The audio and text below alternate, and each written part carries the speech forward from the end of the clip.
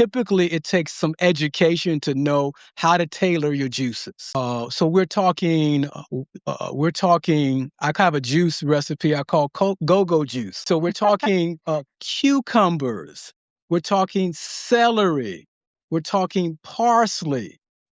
These are great juices for the urinary system. We've made such a distinction between the juices someone buys from a grocery store, right? Fruit juice or something like that, to what you're describing as being so healing. But in closing, do you mind sharing with us, some of the spiritual thoughts that have really guided you in your practice and led you into this direction of using nutrition in such a powerful way?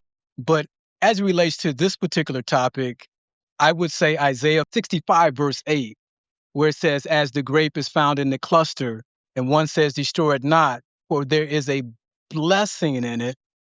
It encourages me to know that in juicing, there are blessings.